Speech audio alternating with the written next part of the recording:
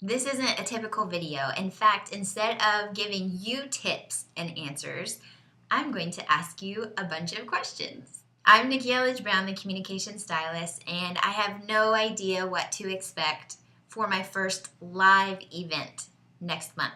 So I say next month. Right now it's April 2015, and the first live event I'm talking about is Natalie Lucier's Off the Charts Live. I'll leave a link to that below because I think tickets are still available right now.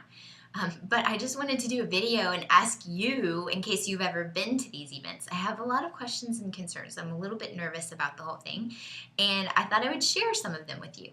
It's funny to me that I am nervous about it because communication is my thing, and I used to, again, teach it face-to-face. At the memorial, when I was working with the Park Service, I would interact with hundreds and thousands of people in a given day. But then ever since Bryson was born and I started working from home part-time, with the Park Service, and then especially once that was out of the picture and I've just been working, right here at the kitchen table every day by myself, I'm like, I've just developed a little bit of social anxiety or something that I didn't realize I would have.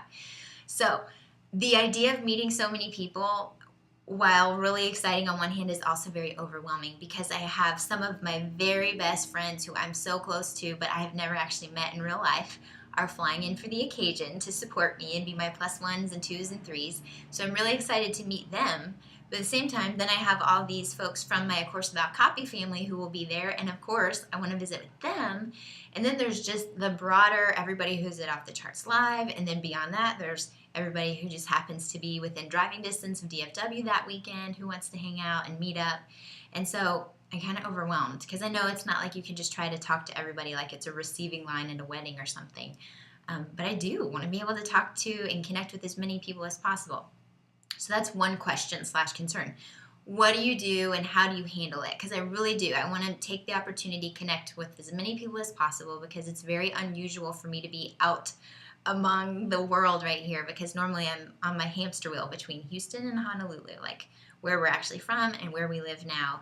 That's usually it. So when Natalie invited me to speak in Dallas and make a little detour up to DFW, go Frogs, of course, I was like, yes, that sounds perfect and so fun and easy for me to get to and squeeze some friend visits out of it too. Oh yeah, and then there's all my TCU people that I want to meet. Oh my gosh, how am I going to do this? So one question is, how do you pick and choose how you're going to visit with? And is it awkward if somebody knows who you are but you don't know who they are? Because there's a lot of people on Facebook who know, or maybe if you're a speaker and then they know your name because you just gave a presentation, like how do you handle that? Another fear / question and nervousness that I have is, what if people are surprised at how I look? Like one example, I'm actually 5'8". I don't know if you realize that, but I posted about it on Facebook a month or two ago because I thought I was actually taller than I thought I was. I've been saying I was 5'7" and some change for all this time, for like 10 years, but I am actually 5'8". And when I said that, so many people replied and were like, oh my gosh, I thought you would be tiny. I thought you would be like 5'2". Like they're expecting this little pocket-sized communication stylist. And then in reality, when they meet me, they're going to be like, oh, wow, she's Texas-sized. So that's one thing. And then I'm also like, I want to make sure everyone knows I have freckles for days. You can't even count all the freckles I have. But in stuff like this, in videos and in my photo, professional lighting pictures, you can't really tell. So, you start to think about all these things. Like we have pores, what if I'm broken out or I'm sweating or I'm having a bad hair day? Because my hair's naturally curly, but I just got it done. So anyway, all of these other things, and so it's a matter of finding style and something that's like a bridge between your online, here's what everybody expects, and then your real life, here's what's going to be comfortable while we're walking around and hanging out for a few days. So how do you handle that is another question. Logistically, I also have a question about how do you handle like actually meeting people? Do people do business cards? I don't have a business card. I've never had a business card, like I said, because I'm always like a hermit by myself at my kitchen table. So who am I telling about my business out in the world? So do people still have business cards? Would that be totally embarrassing? Or should I have some that are just really simple? What do you do when someone else gives you a business card? Like, do you carry a bag around at these events? A fanny pack? That's a joke. What do you do? Do you have pockets? Do you not have pockets? Do you bring water? what are your best tips for making the most of your connections and also, your light bulb moments at a live event? So those are the basic event questions. And the last question is, are you going to be in Texas this summer? Because if you are, I really would love to meet you. I would love the chance to meet you. Again, I don't get out much.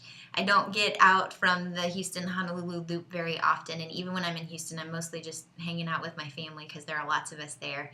So I would love to host some kind of informal meetup in Houston, and specifically for my Course About Copy folks too. And also during Off the Charts Live, I would like to host some kind of girls' night in for my Course About Copy family as well. So if you're part of the family by then, in about a month from now, you can expect details for that. But anyway, that's a lot of questions. So your homework today, if I could so selfishly ask you, although I know it's going to benefit a lot more people, is to share in the comments below your best tips for making the most of a live event.